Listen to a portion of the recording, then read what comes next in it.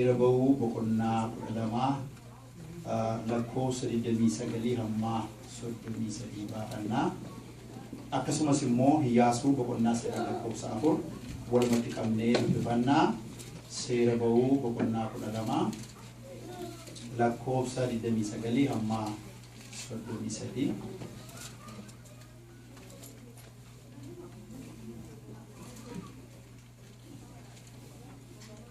akkasumas hiyaasu bokonna sadi lakkoofsa afur fuula 81 jira kabumu jechuudha warri baafan lafa kaanii dhaafan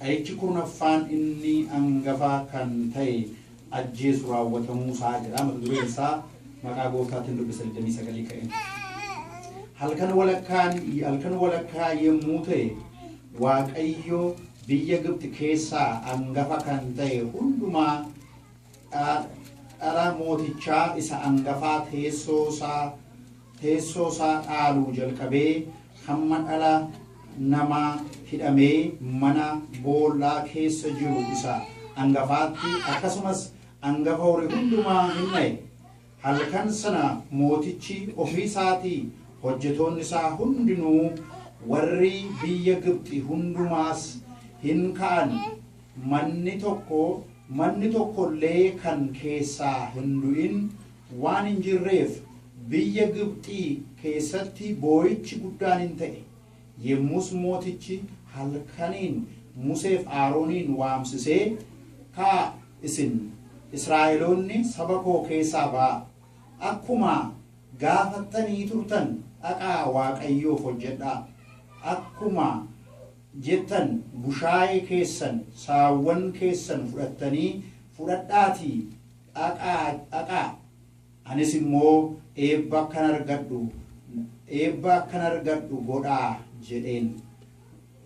33 warri Gibxi nu hundumti keenya hin dhumna waan jedhaniif jara biyya sana keessaa baasuudhaaf jabeessanii itti ariifatan. Gara hiyyaasuu boqonnaa sadii immoo deemnaa. Boqonnaa sadii lakkoofsuma afuriin dubbisaa lakkoofsa tokko baatanii lakkoofsa tokko garuu wal qabatee jira. Yaadisaa yoo lakkoofsa tokko irraa kaanedha kan inni nuu galu. Inni barbaade garuu lakkoofsa afurirraa.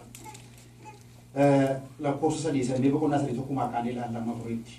Hiyyaasuuniif Israa'eloonni hundinuu Shixaamii ganama bariidhaan ka'anii gara laga Yordaanos hin naqan. Utuu lagicha hin ce'in achuma hin buufatan.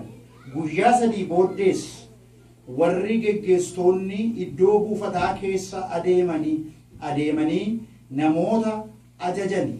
Saanduqa kakuu Waaqayyo Gooftaa keessanii isa Leewwonni warri luboonni baatan yemmuu argitan iddoo buufattanii kaa'atii isa duukaa bu'aa.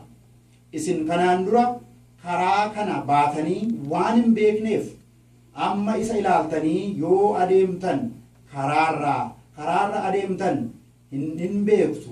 Haa ta'u iyyuu malee saanduqicha akka dhundhuma 2000 isinitti fagaatee haa deemu. Kana caalaa itti hin dhiyaatinaa jedhan. Qoftaan isinaa eebbisu.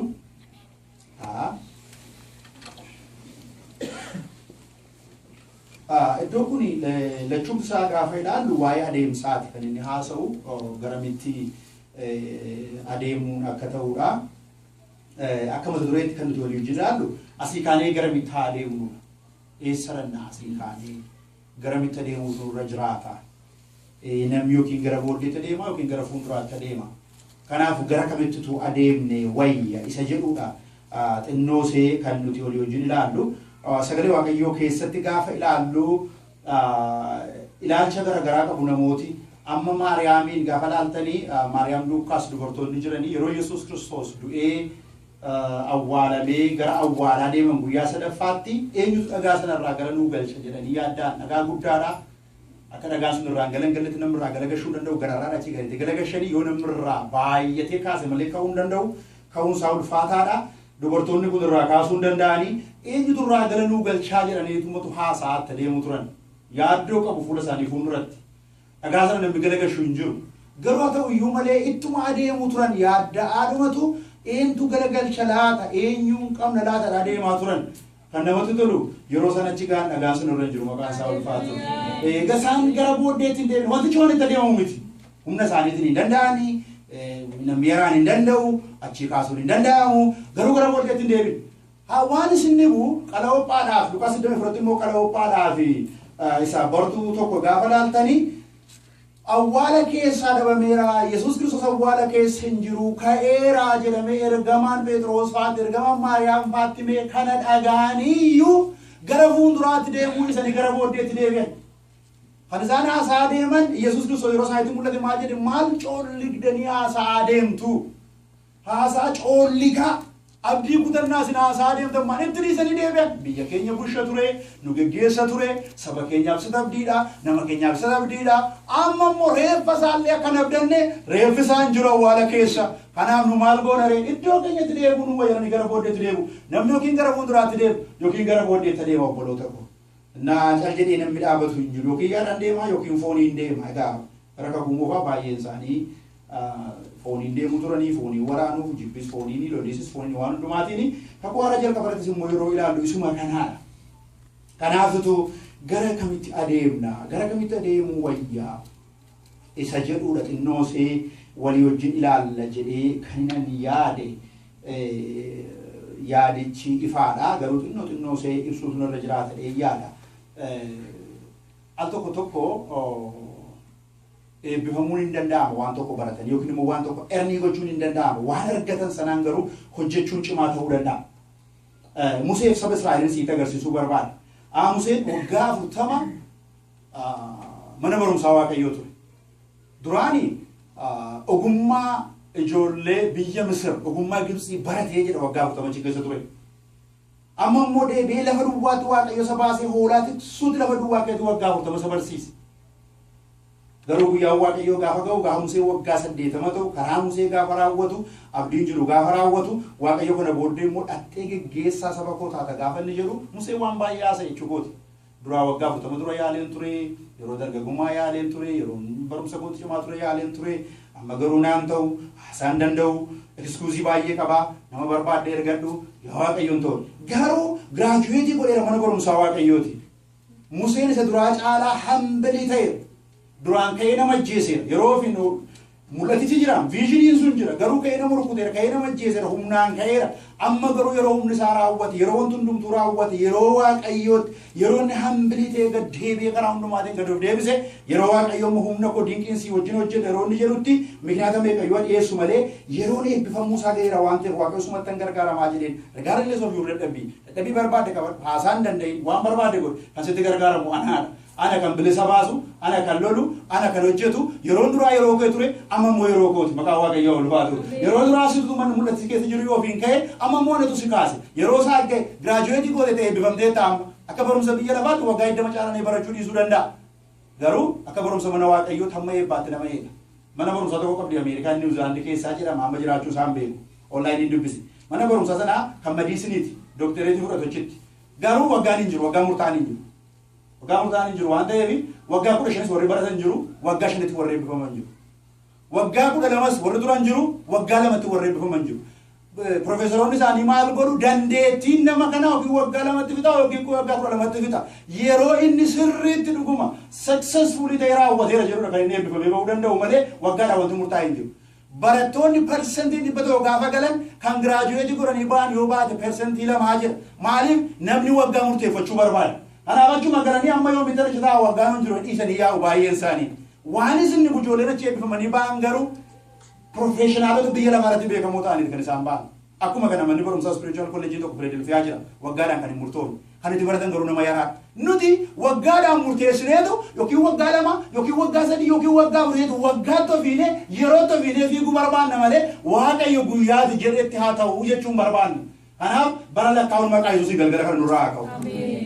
Baratti ofiin yeroo tofiin sa'aatiitti ofiinani. Dhuguma isinitti maaf yeroo Waaqayyo jedhu hamma yeroo Waaqayyo jedhutti nan deeman jedhu takka jechuukooti. waaqayyo moo waggaa yeroo miti kan inni lakkaa'u nu mana barumsa isaatti eebbifamuu keenya barbaada waggaa tokko dooktarii tokko wajjin koorsii fudhadhan ture dooktarummaa isa tokko hojjeteetu kan biraa immoo hojjetaa jira innaa koorsii abnormaal saayikoolojii wajjin hojjenna ture innaan koorsii kana karaa kanarra yoo itti guute waggaa koorsii fudhataa jedhetu ni lekcharii nu laatu profeesariin keenya haasaa ture waggaa furmiti amman waggaa tokko turuyyuu kunuunfeeran hin barbaadu jedhee haasaa jennaan itti maal taatee naan jedhin ani koo waggaa 8ffaa kootii mi'aan waggaa 8 koorsii tokko fixuudhaan yookiin beeksisni tokko fixuudhaan waggaa 8 hojjetaa isan dura baradhe osaabii baradhe maal baradhe waan hin baradheefi fedhiin koonni guddaan garuu kanarra jira waan ta'eefi waggaa 8 kunoo giraajuweeti waggaa 7 giraajuweeti godhe manni maal akkamitti waggaa kana koorsii dhabuun fudhadhaa waggaa tokko koorsii tokkoon fudhadhaa waggaa tokko koorsii sadii fudhadhaa utuma jiru waggaa 8tti maal godhe manni giraajuweetii godhe lafa mul'ata isaa ga'e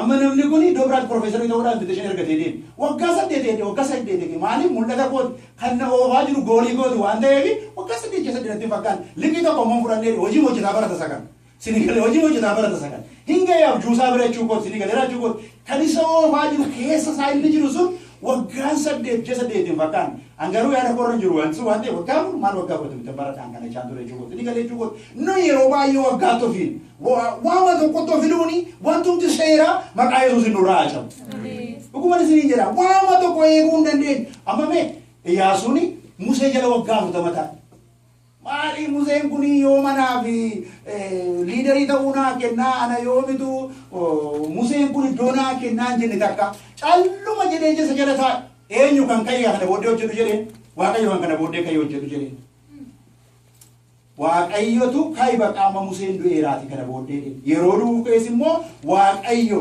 Iyyaasuutti dabarsinatu filatee kan jedheen sini bagan waggaa 40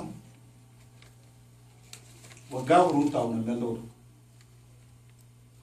jaja lallabuudhaaf Yohaannis Cuuphaan waggaa 30 Yesuus Kiristoos waggaa 3 tajaajiluuf waggaa 30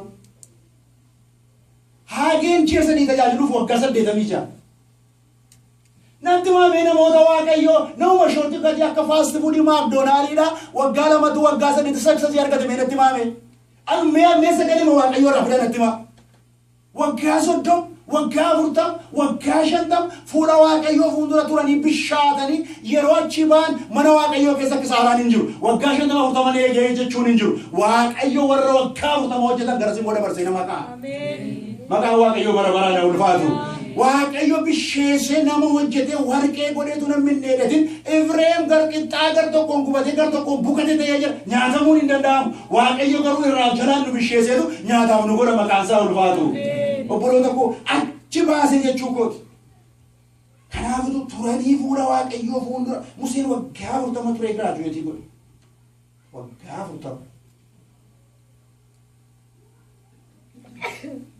ijoolleen Israa'el zarii isaaniitiin waggaa 130 garba turaa turaniitu akka maddoo sira dubbisnetti maal jedhanii egaa baanurraa deemaa duraanii takka horii keessan dhiisaa isin deemaa jedha takka immoo isin afaati warri yaana deemanii jedha waliin dhahaa ture amma dhumarratti maal jedha horii keessanis fudhaa ofii keessanis baa nurraa deemaa jedhaniin isaanis zarii isaaniitiin gara dhaloota 40 kan garbummaa argan har'a bilisummaa argan har'a birmadummaa argan obboloota koo waaqayyo waa gargaaru bilisummaa kana argannee maaliin goonaa misa dura waan ittiin gochuu yaanu baruutu nurra jiraata Keeniyaa keessatti waggaa 2 jiran keewoosiin Keeniyaa keessa hattuun ulfaate warqee keeyannee saatii keeyannee yookiin silkii gaasha qabannee mucaalaan warri turan beeku warri turan maaliif yeroo firidamii argatanii ka'anii firidamiin isaanii kun likkii gar malee rakkanii ta'e hattootaa biddooban duuriyyootaa biddooban itti gargaaramuu yuugaa shan hin dandeenye West Afrikaan baay'een isaanii akkuma kan keessa deemtanii yoo iddoo baay'eetti ilaaltan bilisummaan ijoollee Israa'el Museenis bilisa ba'e si eebbiseera jedhe ijoolleen Israa'el bilisa ba'an amma rakkoonsa lachuun isaanii erga bilisa ba'anii Museenis eebbifam ijoolleen Israa'elis eebbifaman kana booddee maal hojjetu amma erga eebbifamanii erga hiikamanii erga bilisa ba'anii booddee maal hojjetu isa kanaadha inni guddaansaa waaqayyoon waa gargaaru waan tokko bara eebbifamuu koo miti maal ittiin hojjetu waan tokko kutu barumsa digaluuf miti maanni kaayyoon kootti galli koonni waan kana barachuu barbaade seetaa fi gochuutu nurra jiraata waan tokko obboloota koo seera bahuu boqonnaa 14 gaafa rannu boqonnaa 14 lakkoofsa 15 irraa.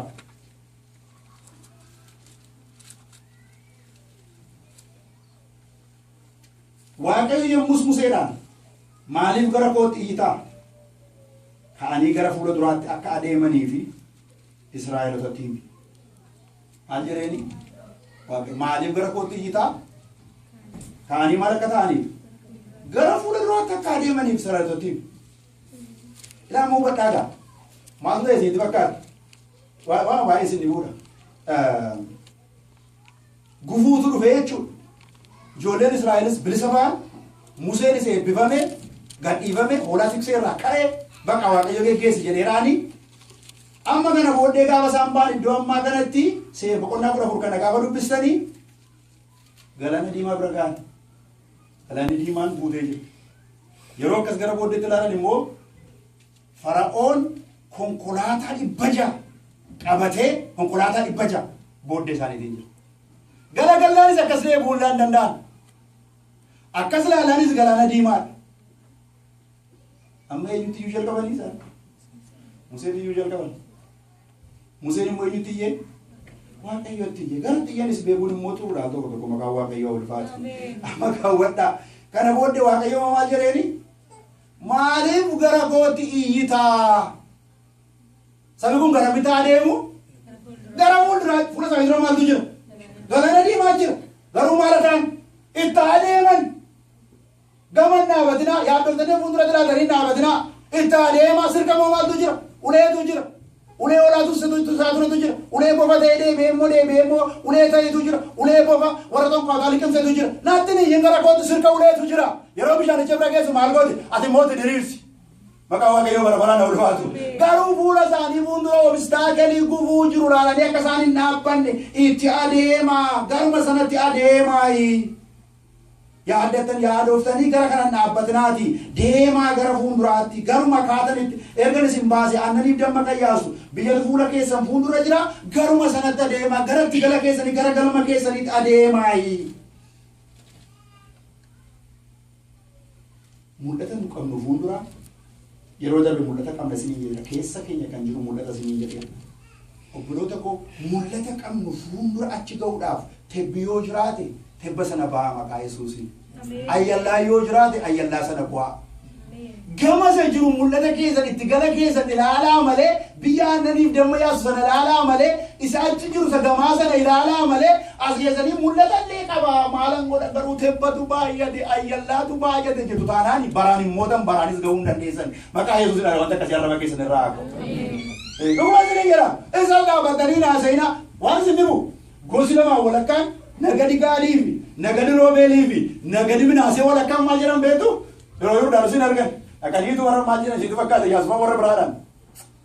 Laameedhan minceen biranii. Kuma minceen biranii. Ijoolleen keenyas warri manaa maal keenyas horii nyaatuma nuu baqaan hin ceenu bakka dhungeera iddoon kunis ceelannee waraan biyya aannaniif dammaatti galuudhaan waraanatu jira. Diinatu jira, yaarikootu jira, loliisatu jira, garuu maqaa Yesuusin dhaaluutu immoo jira.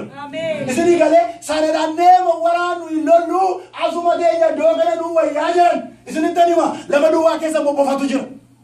Bofa marsii qabu Waaqayyootu bofisuun akka hin baane godhee gadi qabe malee gaafa isaan cubboo jiran bofi iddoo biraan hundachuma kee xil isaan godhe jalqaba garuu bofa lafa kan godhe Waaqayyoon ture. Isinitti hima asuma bofa keessa nuu wayyaaran. Waan isin nibu 37 degree centigrade down. O ina namaati ol lafi duwwaan bulluqi isaa nama jiraachis. Lafuma bare lafa rakkinaanuu wayyaadan maqaa Yesuusin lafa rakkinaanuu wayyu amiin jedha. Lafuma bare maali lafi barreen? Maqaa Yesuusin Waaqayyo iddoo kanaa nu haa kaasu. Achi nu haa butu Waaqayyo. Isinitti hima lafa nuu wayye lafuma bare nuu wayye. Nama tokko koo dhukkuba isaas maasaa isaa lafuma barena maali lafi bare lafa haaraa nuu wayye maqaa Yesuusin. Bakka asuma teenya iddoo makana nuu wayya lakki jara nadiisa egaa sinjaa waana warra keenya sitti nu bahaa baan kaanuchi ilaalaa namni lafa duwwaa hawaa jala keenya maal ta'an sina diizertiin koo baay'ee rakkisaadha. Ashawaan isaa miila namaa gubaa yeroo onlaayinii ilaalu waan meeqaa agarraa doonsaa rakkisaadha. Lafa taa'uudhaaf hawwan iyyuu miti bishaan hin jiru nyaati hin jiru mannaadhuma duwwaa Waaqayyo gaddee fi harcaasa malee isaa obboloota koo gama yoo ce'an garuu aannaniif damma yaasa nyaatatu jira wanta gaariitu jira utuu dhaqa idiina sana mo'anii qabataniiti. Gufuu jiru laalanii garuu lakkee abbaa godhan Waaqayyo garuu Anjala Yesuus Kiristoos nagaa akka qabaatan ifanatti sitti dubbadheera kanaa Yohaannis 10:9 akkanatti nagaa qabaatan ifaa dubbadheera biyya lafaa keessa jirtan rakkinatu jira jabaadhaa garuu rakkina moo'eera amiin rakkinatu jira lolatu jira wallaansootu jira wanta meeqatu jira garuu jabaadhaan kana moo'eera haalatti nagaan qabaatin anatti nagaa qabaadhaa haala ilaalina haali nagaa nama allaatu ana ilaalaan irraa nagaa qabaatuuti na ilaalaatiin socho'aa jedhe maqaan isaa bara baraan ulfaatu wantumti booddee nu deebisu hafuurri booda nu deebisu maqaa Yesuusin hin jiraatin kakumoo faani amantii salphaadhaanaaf kakumoo faanaaf salphaa maaliif ta'e beektu yoo sin kabaleen kabaltu yoo sin jibben jibbitu yoo ajjeesin ajjeessu maama tokko xaaxaan qabu dhugaan siin tima xaaxaaman qabu kristinaan kakumoo faadha lolichi lola fooniiti maa baagee jedhanii loluudha baanii waraanuudha zarraaf garbicha lolanii bakka noo jedhanii mo'anii galuudha abboommii quranis badaa miti garama sana shiftaa ta'e eegura dhaban maleessa maaliif siiti bakka dhugaan siiti abboommii quran jabaatee miti maaliif waaqayyoon jaallachuu wali jaallachuudha wanti biraan jiraatee miti jechuukooti dhugaa masaasa'uudhaaf yoote kiristinaa jaa ammanni sun foon lolichis foonii dhaalichis foonii wanti hundumtuu foon ammanni kakuu haaraa garuu hafuura lolichis hafuura dhaalichis hafuura wanti baay'een hafuura waan ta'eef nama rakkisa diina kee jaalladhu waan hin danda'ame namatti nu gooftaan dhugumaan foon keenyaaf yoo danda'amne malee diina kee jaalladhu gaafadhu seetana jaalladhu isuma si tuffatu isuma si jibbu yaadatu namichi Samaariyaa sun kan kufee lafa jiru nama Israa'el lubi bukkee darbees Israa'el leewwiin bukkee darbees Israa'el qomoonsaa waa tokko hin gooneef garuu Samaariyaan ni qomoonsaa hin taane eenyu tuffatu namichi duru kutamee lafa jiru sun namni tuffatu inni Samaariyaa suni warra Israa'el kun hin tuffatu hin arrabsu hin ciiga'u namni tuffatamaan kun namni ciigaamaan kun dhufee garuu nama isa tuffatu kana qoddeelee qusulii isaatti teephii kaa'ee waan hundumaa godhee zayitii itti naqee fi harree isaarra kaa'ee fuudhee geessiin hoteelaan ga'eetu horiiyyuu immoo dabaleen siilaadha yeroo deemu adara nama kanaaf teekeerii godhi jedhanii deemu. Nama isa tuffatuuf, nama isa arrabsuuf, nama isa jibbuuf waan gaarii godhi. Kanaa dhagaa kiristinaan kakuu haaraadhaa obboloota koo waa'ee hafuuraan ce'uuti, waa'ee hafuuraan deemuuti malee waa'ee foonii miti gammachuu godhi. Nama tuffatu, nama jibbu, namatti darbu. Ani isa inni godhu ni ilaalu, Kiristoos inni ilaala. Ani isa duukaan deemu, Kiristoos duukaadha kan deemu. An bitaan mirga ilaalu isa fannoodhatu waraananii tuufanii usuusa chiin qabdu yoo kooftaate gadi buuftuu reedhanii wayyaa isaanii xaabuuf jalatti kumaala qabatu inni immoo dhiiga isaa dhangalaasa garuu jaan achirra isaa'ee waan godhaa jiran hin beekan yeroo na waraanan waan godhan hin beekan yeroo na tuffatan waan godhan hin beekan yeroo na irratti kaa'u waan godhan hin beekan isaaniif dhiisisa jedhe isa laalleeti kan nu adeemnu malee nama laallee miti. Isa si tuffatu isin arrabsu isa jibbu laaltanii miti. Kiristoos isa fannoorraa laaltaniiti. Deemsi keenya deemsa hafuuraati. Lolli keenya lola hafuuraati. Darbuun keenya darbuu hafuuraati. Ce'uun keenya ce'umsa hafuuraati. Waaqayyo nu gargaaru. Mishinari tokko Taayilaanditti maqaan isaa Miss Hamar jedhamti. Gara waggaa 30 fuulduraatti kinsiin achi turte waa ta'uu kadhatte baay'ee rakkinni tammaate warra daraa gaddeetti kan turratti ka'ee dhumarratti illee ajjeesan waa yaraadha kan isheen hojjette baay'een hojjenne garuu waa tokko waaqayyoon kadhatte qobaasee jirti Kiristoos duwwaa laalti iddoo itti na waamte kana akkam booddeen deebi'ee maqaa keenya rabsiifne yaa waaqayyo na gargaareetti mimmaan si dhangalaaste yeroo hundumaa akka gooftaa akka bajjitti dhagaadhaan rukutamtee duute.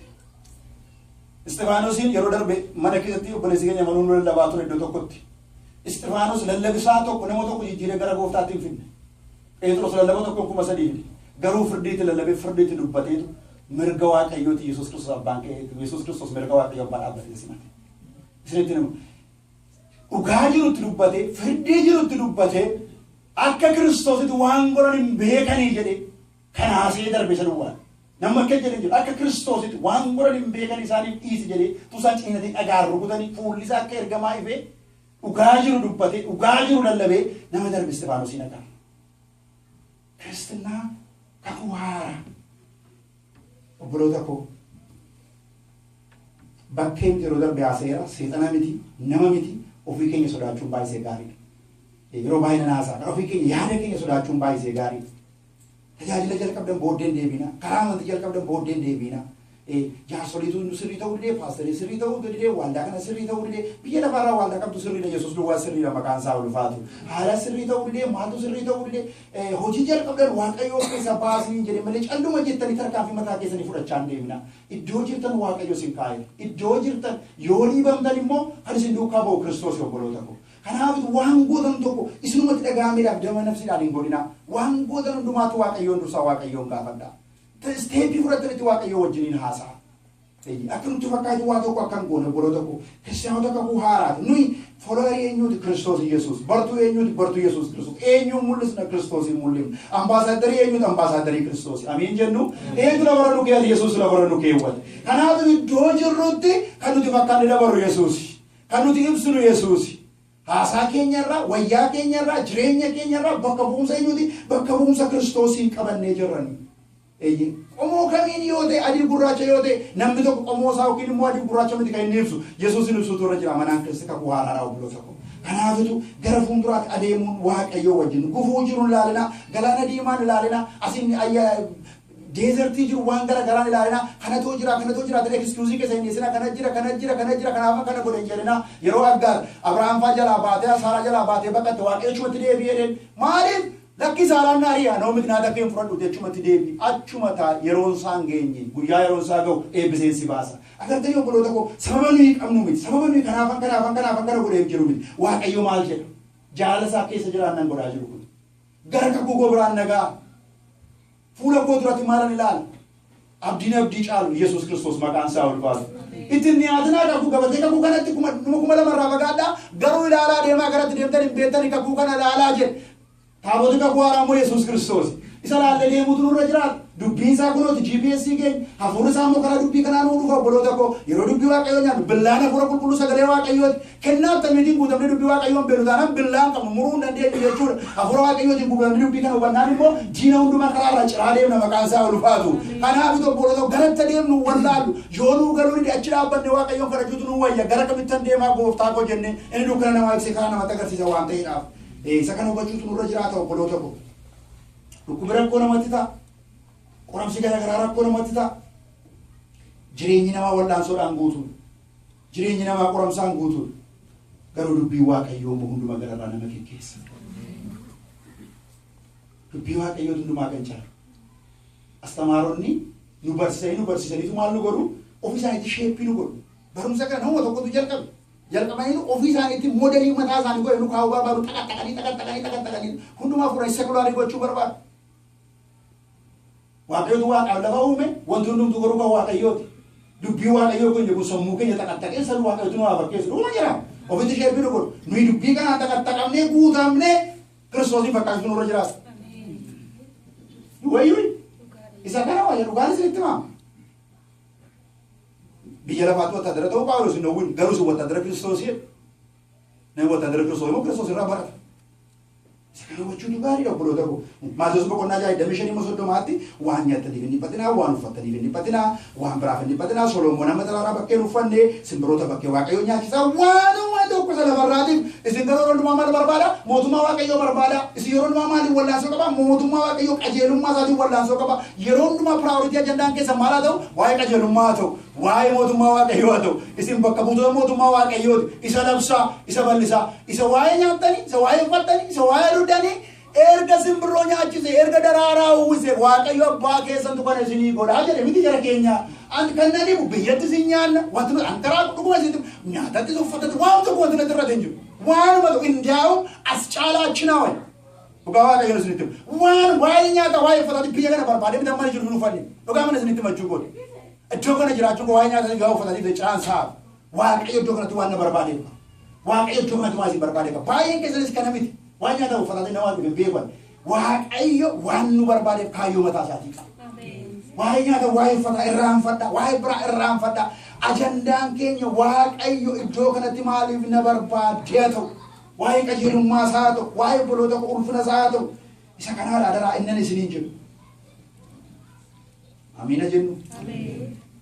Rafnee makaanee mabullee makaanee isaan saddeet dadhabamee hojjetama achi gaafa hunda dhabamaa rafama achiin kaana hojii danna achiin humnaa hin rafna achi kaana hin deemna bakka sanbatayyuu yoo ku arbe kinjete male wona biran de nufu bakka jireenya nama sistemin America fadara North America kun fuudhe maal godha dachabu zena maka waan ta'e inni dur kadhatu inni dur sagalee waaqayyo barsiisu inni dur riwaayilii ta'u bakka jireenyi see mala barra ta'e jiraachuudha yoo ta'e kun miskiinati dhaqa Phaawulos jedhe maqaa Yesuusin galgala nurraa acha kanuma seena barraadin jiraana yoo ta'e hunduma gara miskiini dha qorata suuraa boqonnaa 15 dhugaa sitti miskiini midiri namoota waaqayyooti maqaan isaa bara baraan ulfaatu waaqayyotu waan nu barbaadeef jira Kanaadaa immoo ndaa'u jireenya mijeesseera Kanaadaa gooftaan ishee eebbisu malee dhugaa mana mali bisu balaan qabu jireenya Kanaadaa dhugaa seetu jireenya bareedaa tokko jiraachuu hin danda'amu waan dhiphate jireenya bareedaa tokko waggaa tokko nama jiraatu dhugaa seetu waan tokko jechuun naa kaffaltuu ne biraa naa kaffalu talee man jiraadha maqaan isaa ulfaatu hinuma jiraatamu nyaatamee dhugamee dhuma yoo jireenyaaf ta'e jechuudha kana miti garuu ni obboloota koo waaqayyotu waan nu barbaadeef qaba gara fuulduraa ilaalu hojii waaqayyo nu barbaadeef asitti taa'ee waan waaqayyo nu jedhu waasof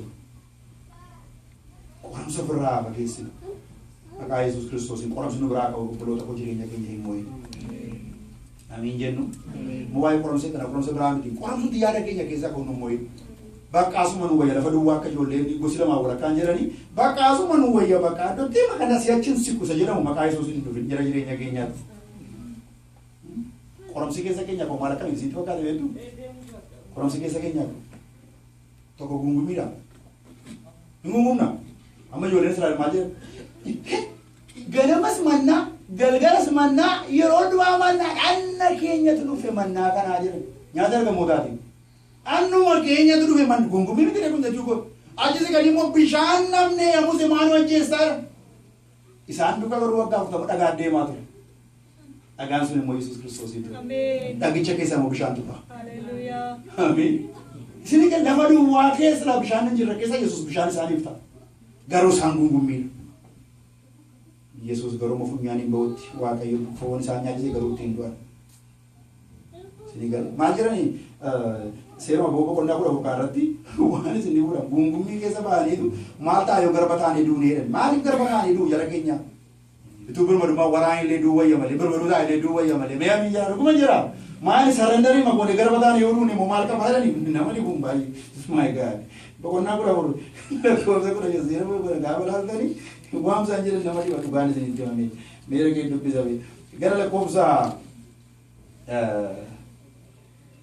boqonnaa kun lakkoofsa kudhanii kan yoo ilaalle seera ba'u yeroo mootichi isaanitti dhiyaate Israa'eloonni ol ilaalanii kunoo warri Gibxii booddee isaaniitiin isaan hordofaa akka dhufan argan yemmus Israa'eloonni guddaa sodaatanii gara waaqayyootti iyyan Museedhaan immoo biyya Gibxii keessaa iddoon awwaalaa waan hin jirreef as lafa onaatti akka dhumnuuf nu fiddee maal du'aa qaban du'a lafa du'aatti du'anii Gibxi keetti du'an maal wal caala magaalaa isin yaadda warri Gibxi on boonii jechuu kooti ndaawula fasaana garatti du'u wayyu jechuu kooti gosh kuno la meera de waaqise kuno la seefita jechuu kooti naa yoo laatan baay'ee isin bachuu kooti nu fiddee inni ati biyya Gibxii nu baafte kun maan nurratti hojjechuu keetii wanti nuyi